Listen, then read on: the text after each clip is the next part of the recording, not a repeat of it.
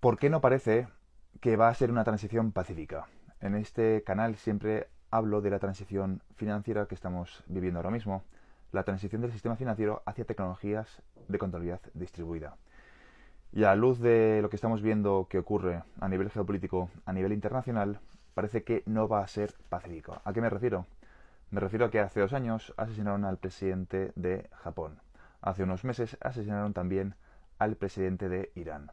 Ayer tuvo que huir del país el presidente de Siria. Trump, durante su campaña presidencial, sufrió un intento de atentado y estamos viendo cómo la tensión a nivel geopolítico sigue subiendo. Francia está pasando por problemas de gobierno, Alemania igual, Rumanía exactamente lo mismo, acaban de descertificar los resultados electorales y en Georgia ocurre exactamente lo mismo, además de la ley marcial que ocurrió hace apenas unos días en Corea del Sur. Y con esto, ¿a dónde quiero llegar? ¿Y qué relación tiene esto con XRP en concreto? Que es de lo que hablo en mi canal, del estándar ISO 20022 y de esta migración controlada. Pues que si miramos lo que ha ocurrido en la historia, en el pasado, vemos que hay ciertas similitudes. Y es que uno de los catalizadores de la Primera Guerra Mundial fue el asesinato del archiduque Ferdinand Franz, que acabó provocando el inicio de la Primera Guerra Mundial.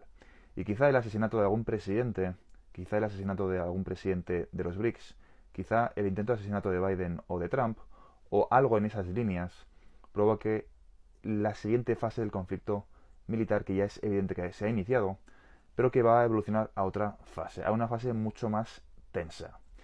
Y esta tensión no hace falta que se materialice en una guerra nuclear, no es necesario.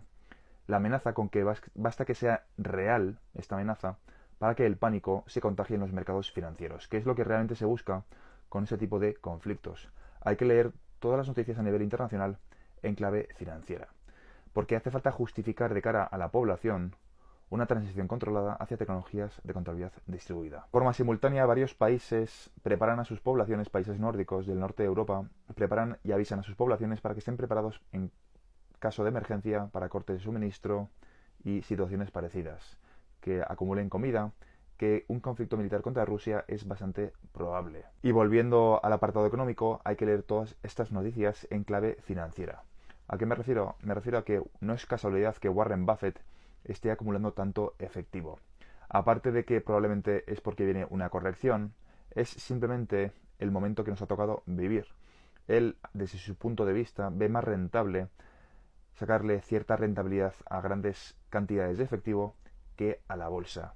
Y él no es una persona que habitualmente tiene un muy buen timing del mercado. En el año 2007-2008 se adelantó varios años a la crisis y tenía desde hacía más de 2 años, es decir, en torno al 2004-2005, tuvo su pico máximo de efectivo. Obviamente comparado con ahora es una cantidad de efectivo menor, pero en términos porcentualmente hablando, en términos del año 2024, más o menos era la misma cantidad de efectivo que ahora.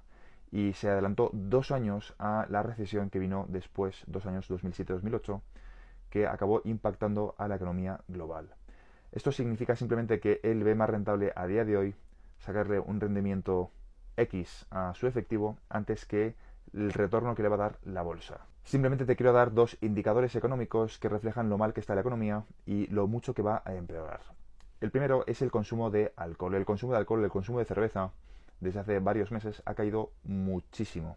Y esto es obviamente un reflejo de que la gente está gastando menos. Es cierto que si comparas estos niveles con los niveles previos a lo que ocurrió hace 4 años, la pandemia, estamos en los niveles más o menos parecidos de hace 4 años. Pero la diferencia es que ha habido una corrección, porque ha habido este cambio de consumo. Y el otro dato importante es que la morosidad no para de subir. Estos son simplemente dos datos muy pequeños, pero que reflejan algo mucho más profundo en la economía, en el pulso de la economía, cómo está de bien o cómo está de mal. Y todo esto lo cuento porque de cara al público hace falta alguna justificación que haga que el foco, la atención de la población esté puesto en factores externos y no en los motivos reales de esta transición. No pueden ver quién ha sido el que ha provocado esa transición, sino que van a echar la culpa a quizá la guerra, quizá a Putin, quizá el presidente del país de la bandera roja. Hay mil motivos, mil excusas que pueden utilizar para justificar esta transición. Sigo pensando, como he explicado en anteriores vídeos, que van a intentar, digo que lo van a intentar, no que lo vayan a conseguir, pero van a intentar retrasar el nombramiento del presidente Trump, del futuro presidente Trump, el 20 de enero. Y esto en realidad no es importante si acaba ocurriendo o no, lo importante son las consecuencias, lo que va a ocurrir como consecuencia de esa inestabilidad. Porque lo que se busca es generar pánico.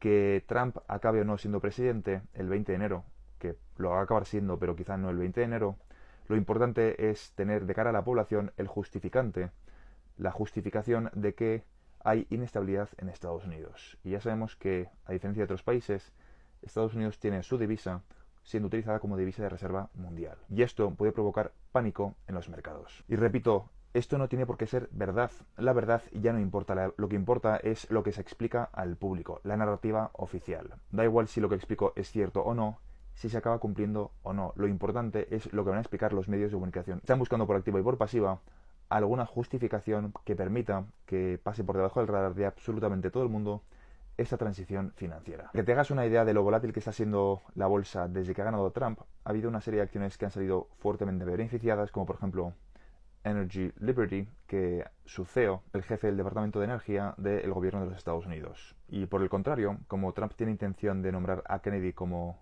jefe del Departamento de Salud, las acciones del sector farmacéutico se están viendo fuertemente perjudicadas, igual que el sector de las energías renovables, porque Trump es pro justo lo contrario.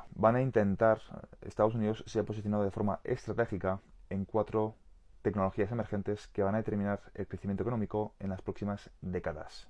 La primera es Web 2, que ya se han posicionado en él, Facebook, Instagram, etc. La siguiente oleada es Web 3.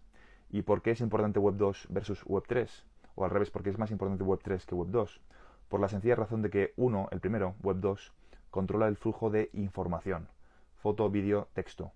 Pero es que Web 3 controla el flujo de información financiera. En concreto, lo llaman el Internet del valor.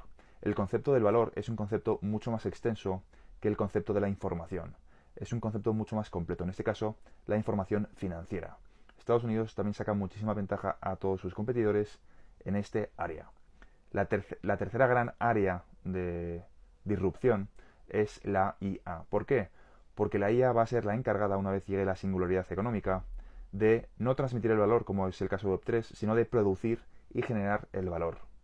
Y la cuarta área de disrupción tecnológica es la computación cuántica, que se va a encargar de proteger ese valor.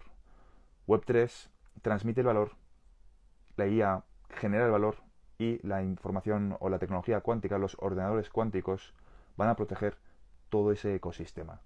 En esas 3 áreas, Web3, IA y ordenadores cuánticos, Estados Unidos lidera con muchísima ventaja a sus competidores directos. En este caso, Europa, que está demasiado atomizada, y China, que tiene demasiados problemas internos como para intentar poner tanto foco en esas áreas de crecimiento.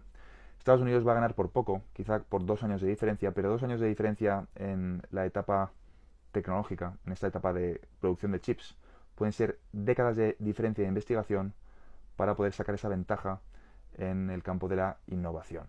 Con lo cual, Estados Unidos va a ganar por poco, pero ya ha ganado en esa transición financiera hacia un nuevo modelo económico donde el concepto del capitalismo se va a redefinir por completo, donde se va a hacer especial hincapié en la escasez digital, blockchain o las tecnologías de contabilidad distribuida, que más bien debería decir que blockchain es un tipo de tecnología de contabilidad distribuida. Pero bueno, por no enrollarme, simplemente en un futuro va a ser especialmente importante la escasez digital.